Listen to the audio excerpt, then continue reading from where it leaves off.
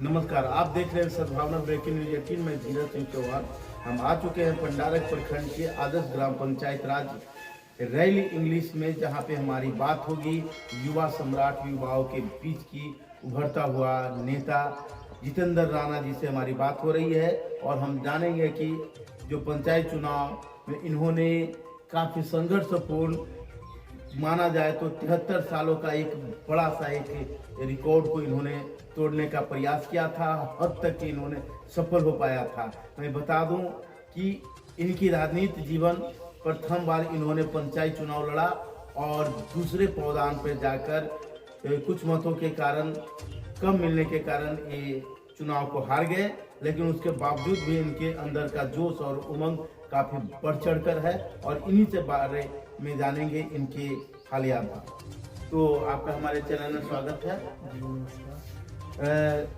आपके जो सबसे पहले आप अपने हमारे दर्शकों को परिचय अपना दे देंगे। मैं जितेंद्र राणा, हमारी पत्नी रेणु कुमारी इस बार आदर्श ग्राम पंचायत राज रैली से मुखिया के कैंडिडेट थी। इस पंचायत चुनाव में वो द्वितीय स्थान पर रही। हमने चुनाव परिवर्तन के नाम पर लड़ा।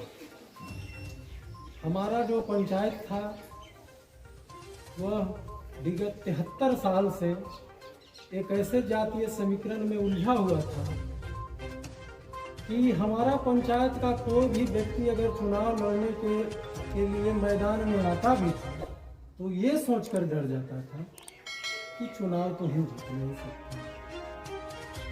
इस चीज का मलाल हम लोगों को बहुत खाता है। हमने सोचा कि इस बार परिवर्तन हो, क्योंकि पंचायत का स्थिति बहुत बुरा था।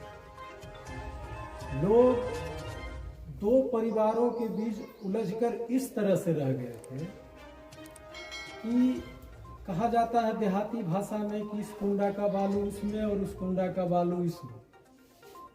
तो हमने 7 गांव को बुलाकर हमने उन लोगों को बताया कि क्या कोई विकल्प नहीं है इस परिवर्तन का। लोगों ने हमारी बातों को माने। उन्होंने कहा कि इस बार चुनाव में आप आइए। हम लोगों के विचार से, लोगों के भरोसा से, विश्वास से इस पंचायत चुनाव में आए। पंचायत चुनाव बहुत अच्छे ढंग से लड़े। जनता में कुछ अपना जो होता है कि पूरा विश्वास नहीं ला पाए, इस कारण से द्वितीय स्थान पर रहे। इस चुनाव में सबसे खास बातें क्या थी? आप जो चुनाव लड़े लोगों की सहयोग से, लोगों का कहने पे, इसमें कौन ऐसा पॉइंट था जिसके कारण से आप बैकफुट पे चले गए और दूसरा स्थान ही प्राप्त कर पाए? देखिए, जिस वर्ग से हम आते हैं तो उसकी जनसंख्या हमारे पंचायत में 5.5। हमने समर्थन के तौर पर जिस जाति के साथ हम लोग मिलजुल के आपस में आए तो हमारा नारा था परिवर्तन, सर्वजात का समर्थन। तो एक जातीय समीकरण आपके पंचायत में है, आपने इसका चर्चा भी किया। तो फिर सर्वजात का समर्थन किस तरह से? जातीय समीकरण भी है और सर्वजात का समर्थन, ये स्पष्ट करें। कोई व्यक्ति जाता है क्लास में, कोई स्कूल में जाता है, तो उसमें तो उसको अपना परिचय देना ही पड़ेगा कि हम कौन हैं। तो ये इसलिए हमने जाति का चुनाव में आए।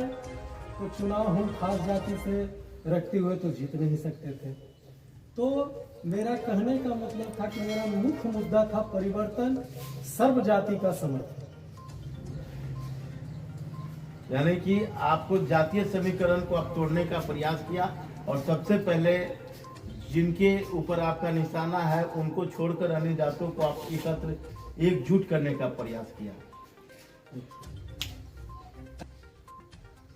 तो जातीय समीकरण आपको किस तरह से आप बस किए, उसकी चर्चा करते हैं।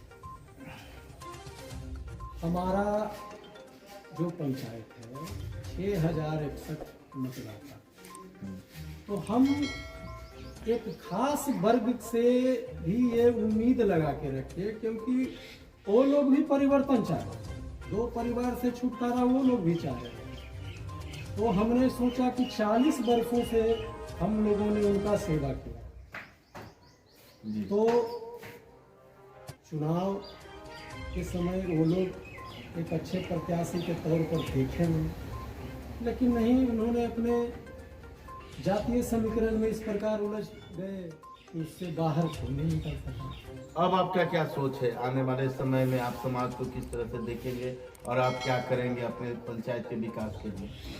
देखिए, हम चुनाव हारे हैं, हम हिम्मत नहीं हारे। इसके बाद हमारा लक्ष्य, जिस तरह से आदर्श ग्राम पंचायत राज रैली को 73 वर्षों के कुशासन से आज़ादी दिला दी, मेरा अगला लक्ष्य है कि आज आने वाला समय में अपने पंचायत को किस स्तर पे ले जाना चाहते हैं और आप अपने पंचायत के लिए क्या करेंगे? जब हम सोचे, जब मेहनत की, तो यह पंचायत 73 साल के इतिहास में आगे हम हर अपने पंचायत ही नहीं, अगल बगल के जितने भी एनटीपीसी से प्रभावित पंचायत हैं, उस पंचायत के हर एक गांव, हर एक घर में जाएंगे कि उससे भी एक बार आज़ादी मिले।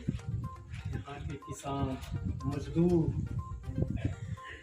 भूस्थापित, जो एनटीपीसी के साथ हम लोगों का कमिटमेंट एक समय हुआ था, उसमें हमारा साथ दीजिए ईमानदारी पूर्वक।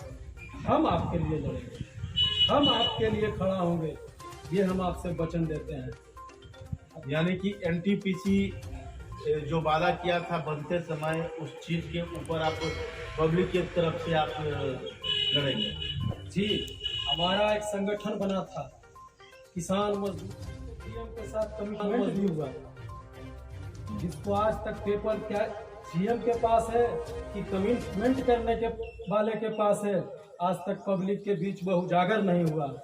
हम खुले मंच से, हम आपके माध्यम से कहना चाहते हैं, एक बार हमारा साथ दीजिए, लेकिन ईमानदारी हो, बेईमानी नहीं। मेरे साथ आइए, ईमानदारी पूर्वक आइए, आपका यह बेटा डरेगा नहीं, उसे हासिल करके लड़के, इसके लिए हमारा जान क्यों नहीं चला जाए। हम मजदूर, किसान, भू स्थापित के लिए लड़ेंगे, ये हमारा वादा है। तो अभी आप देख रहे थे जितेंद्र राणा जी को, जिन्होंने किसानों के लिए, मजदूरों के लिए और पंचायत की बातियों के लिए, मैं बता दूं कि सिर्फ रैली पंचायत की बात इन्होंने नहीं कहा, आसपास के एनटीपीसी के क्षेत्र में जो प्रभावित क्षेत्र हैं, उन सबों लोगों के लिए लड़ने की बात, आवाज़ उठाने की बात कही है।